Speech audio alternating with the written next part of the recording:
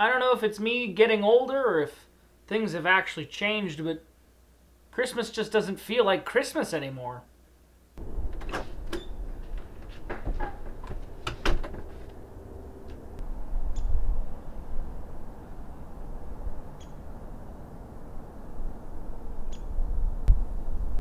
What is this, Florida?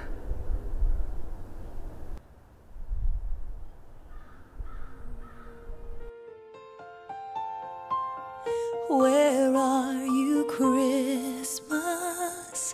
Why can't... Okay, yeah, we're not doing that.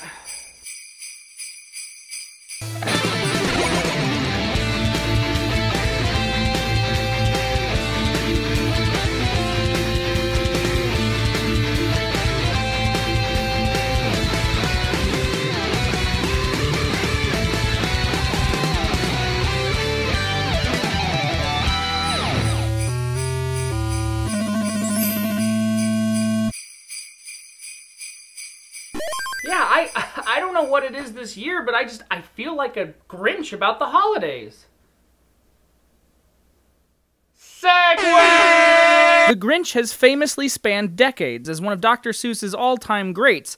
It's been adapted 3 times, once a Chuck Jones cartoon narrated by Boris Karloff, once a live-action feature starring the beloved Jim Carrey in the role, and a 3rd time as a Minions knockoff. Because of its popularity, not only as a classic children's holiday story, but also thanks to Hollywood's many incarnations, the Grinch is a pop culture icon recognizable the world over.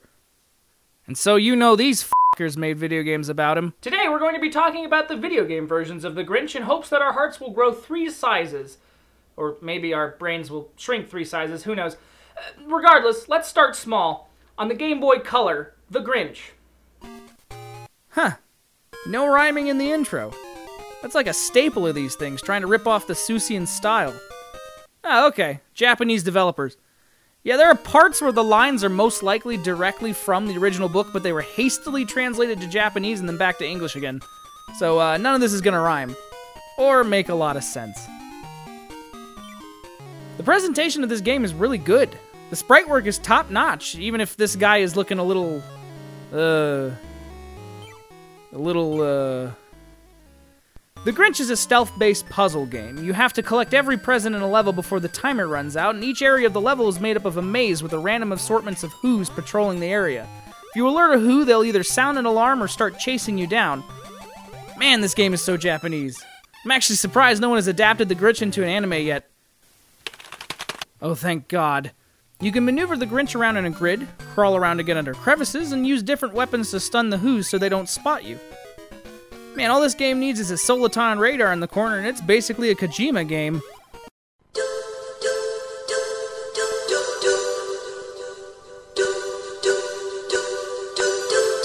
Surprisingly, this game is actually really fun. Just given that it's a tiny Game Boy game with little room for actual gameplay, it is desperately hard, but not in an unfair way. The game requires some patience to beat and some strategy with how you use the enemies and the environment to trick them. When you alert an enemy, they will try and chase you down, and when they run into each other, they knock one another over, stunning them so you can move past. Each enemy resets whenever you move to a new screen, so their positions and patrol paths are easy to memorize and navigate. There's a variety to the game. Some levels require you to drive around on a little go-kart like in the Jim Carrey movie. Others have you play as Max, who can jump over some obstacles. All in all, I give this game a 7 out of 10. For what it's worth, Grinch on the handheld isn't a bad offering.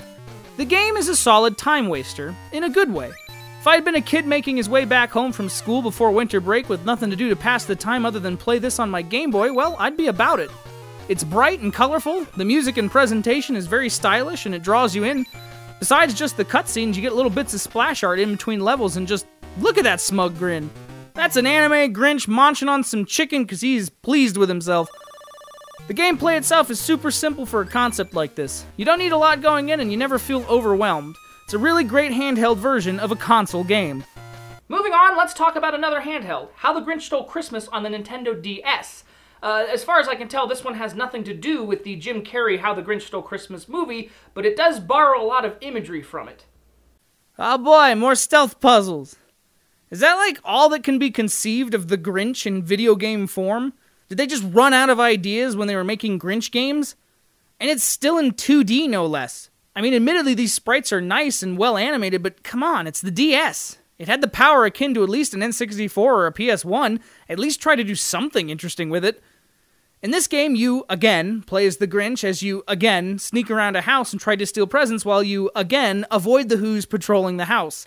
It's weird how much this game borrows, if not outright steals, from the Game Boy game, from the gameplay right down to the art design. Look at the Grinch and tell me that isn't the same Grinch. That's the same exact character design. And again, weirder still is the graphics look like a GBA game. Now, I did some research, and I can't confirm this, but I do have a conspiracy theory. The Game Boy Advance released in 2001, less than a year after the Game Boy Color version of the Grinch game came out.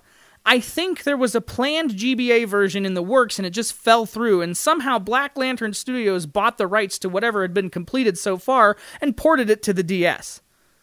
It's the only thing that makes sense to me. The game always looks the same, level to level, with the same drab house and the same boring enemy placement. There's one music track looped throughout the whole thing, and exactly one ear-piercing sound effect of Cindy Lou yawning as she gets out of bed over and over and over and over and over and over. I can't. This one's just too bad. I give this game a 1 out of 10. There's nothing original about it. It's not even a fun Grinch game. It's lazy, hastily made, and just plain bad.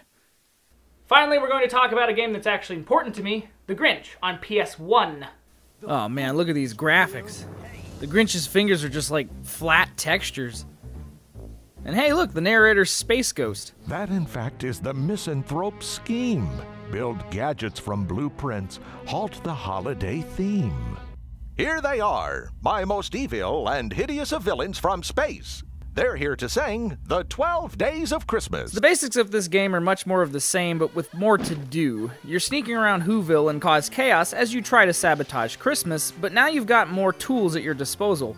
One of the main mechanics of the game is finding the Grinch's lost blueprints so that you can construct gadgets to use. So basically, this is a collect-a-thon. Smash presents, smash snowmen, paint over posters, etc. Each level has different objectives to complete before another is unlocked. The controls are kind of wonky. The Grinch is never impossible to control, but the mechanics aren't very simply explained. There's a part early in the game where you have to swing on some poles in order to get to an area, and the game sort of half explains the swinging mechanic in that stupid little rhyming narration, but it's not exactly correct, as it took me several times to get the Grinch to swing where I wanted him to swing. And these jumps! The Grinch is not as agile as the narrator seems to think he is. Trying to infiltrate the town hall and jump over these lasers Mission Impossible style is just yikes. But I do adore these visuals. Some of the atmospheric stuff is really cute to see on a PS1. The snow texture clearly has something in it that makes it seemingly sparkle as snow does, and the way that the falling flakes actually move around as if there was wind, it's good stuff.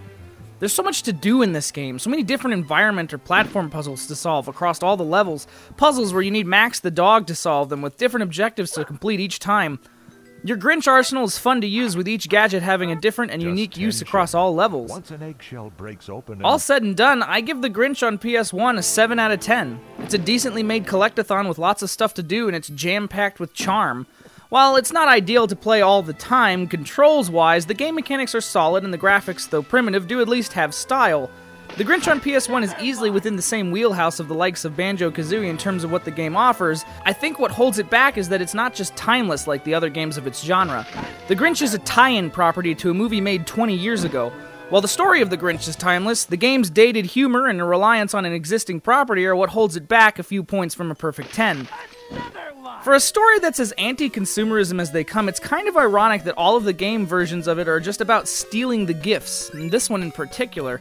The Grinch story is supposed to be about how the Grinch hates Christmas because it views it as a noisy celebration of gluttony, so much so that his plan is to steal Christmas because he thinks it's a tangible thing he can swipe in the form of their presents and Yuletides.